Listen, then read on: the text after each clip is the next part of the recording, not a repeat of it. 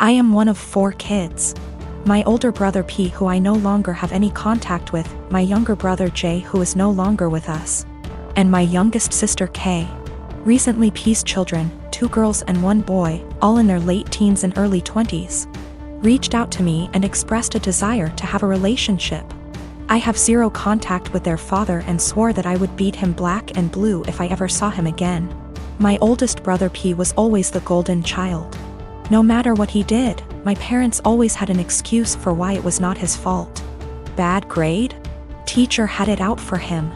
Cheating on every single one of his relationships?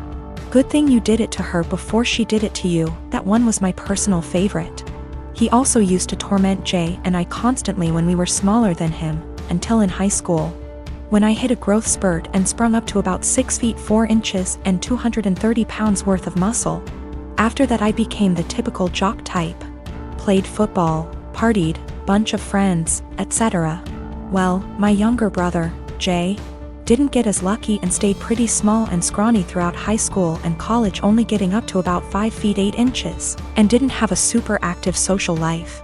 Despite the difference in our schooling experience, I was always very protective of Jay, especially since we were always having to put up with P's bullshit, which stopped once he realized I could pound him into the ground and not break a sweat, as he was also a lot smaller than me at only 5 feet 10 inches. Not much to say about Kay. She was a great younger sister and P didn't dare mess with her or he would incur the wrath of our mother. So, in the late 90s, Jay met his first real girlfriend, A, and was over the moon about her.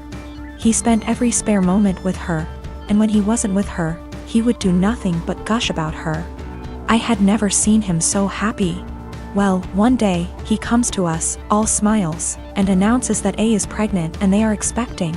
The mood quickly turned, however, when a week later it came out that A had been cheating on Jay for the duration of their relationship with our older brother P. This broke my brother, and of course P, being the golden shit that he is, didn't even get a disappointed glance from our parents.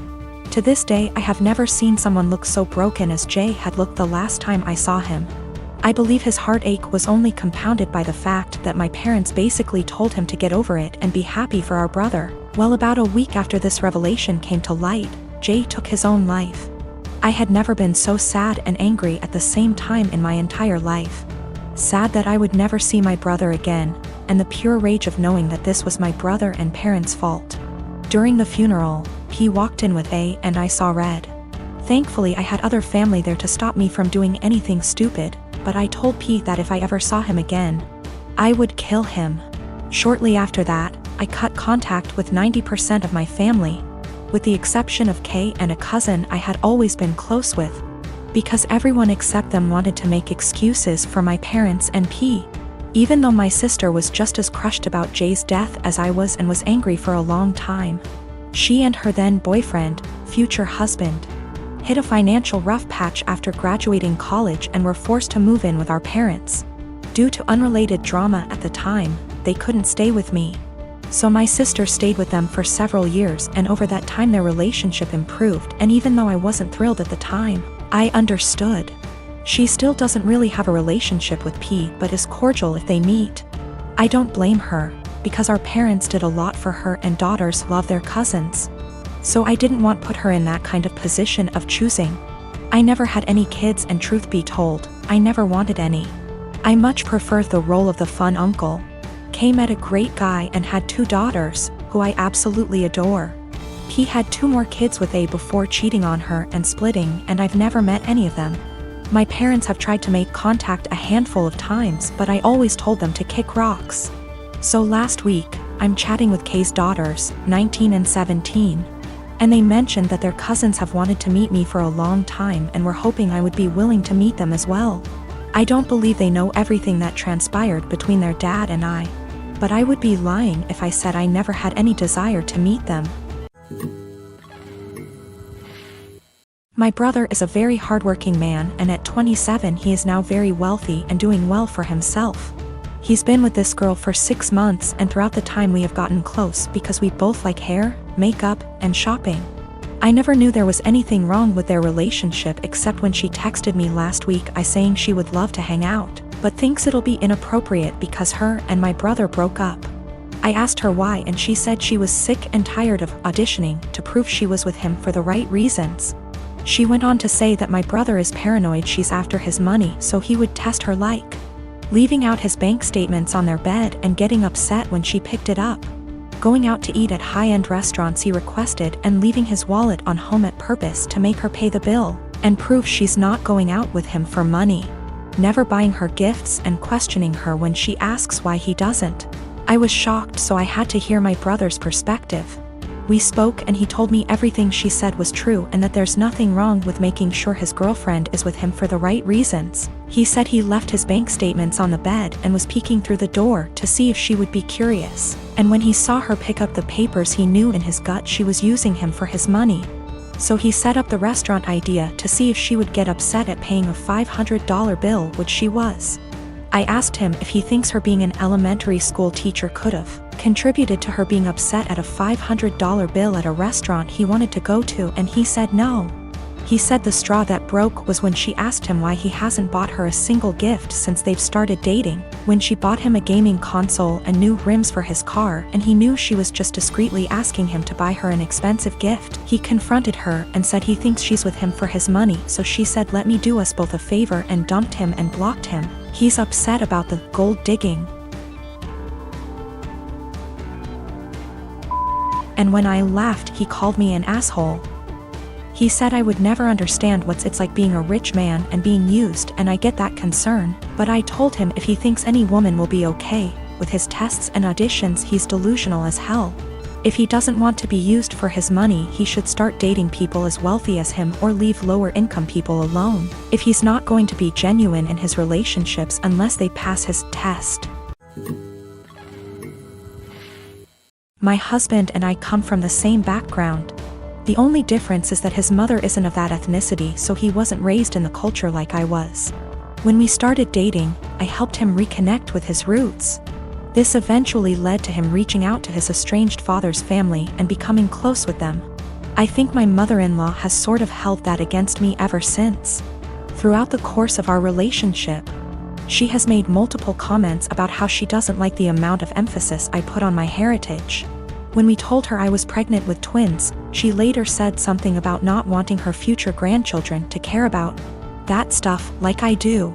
I've learned to ignore her comments because trying to explain myself to her has never helped. And I try to avoid conflicts whenever I can. My husband and I decided that the babies would have a first name from our culture, and their middle name would be a typical American name. My parents did the same thing with my name too, so it was just a continuation of that tradition. My mother-in-law ended up seeing texts between me and my husband where we said the middle names. But she assumed that we were talking about first names, so she went out and got the babies matching sweaters, with the names printed on the front of them. She showed the sweaters to me after they arrived. And I thanked her for the gift but didn't correct her on the fact that those were the middle names. I was sort of peeved that she had snooped through text messages to try to find out the names before we told her anyway. So I didn't want to give her their first ones on top of that. Last night when she was over at our house, she told me how relieved she was that we had chosen normal names for her grandchildren, and not a ridiculously difficult to pronounce name like mine. My husband asked what she was talking about. She repeated herself and he told her that actually, the babies did have names just like mine and he expected her to learn to say them. She brought up the text messages and the sweaters she bought, and then my husband explained our plan for their names. She got really pissed at me after that. Said I let her look like a fool for accepting the sweaters instead of telling her the actual names, which we still haven't shared with her, and that she'd be calling them by their middle names since that's what she knows them as now. My husband ended up asking her to leave. And after she was gone, he said he wasn't upset at me or anything, but that he thinks I should have just told her she had the wrong info, instead of lying. My husband, Asian, and I, American, welcomed our firstborn 4 weeks ago. The baby is healthy, thank God, but I'm exhausted, haven't fixed my hair, barely able to shower and cannot sleep. My husband's family had been pressuring us to visit to meet the baby. I tried to hold them off as much as I could, but yesterday, I was surprised to find them standing on the porch. Turns out hubby invited them for dinner. I was embarrassed and felt like I wasn't ready for visitors, judgmental ones at that, cause the house was a mess, y'all. Anyways, my husband sat with them while I fed my son. Then later I asked my husband if we should order takeout for dinner. He said no, because his parents would find this rude and unwelcoming. He suggested that I go inside the kitchen and prepare something, anything long as it's homemade. I said fine, then went and made some mac and cheese. The reason I prepared this meal is because of how easy it is. Once I served the family, my husband's mom looked at me and was appalled. I noticed something was wrong. She asked if I really found it appropriate to serve her and the family mac and cheese. I asked why not, and she went on a rant about how disrespectful this was and that I clearly have no experience in what is right and wrong when it comes to hosting. I said, "Excuse me? Who said I signed up to host an expected visit from them?" And she took it as in I didn't want them there. Her husband said they were just there to finally see the baby that I kept them from seeing for an entire month. That's a whole month of his life they'd missed out on. We had an argument and they decided to go home. My husband said that deciding to serve his family mac and cheese was more offensive than serving them nothing at all. I told him I was too exhausted to cook their traditional feasts, that I was forced to learn from his mom. He took offense and said that I was being mean and disrespectful towards not only his family but his culture. I went inside the bedroom to stay with my son. My husband stayed on the phone with his family for an hour, then kept giving me the cold shoulder, and refused to eat what I cook in support of his family. I understand how some guests might find it offensive, especially his family, but I was just trying to make a quick homemade meal like my husband wanted.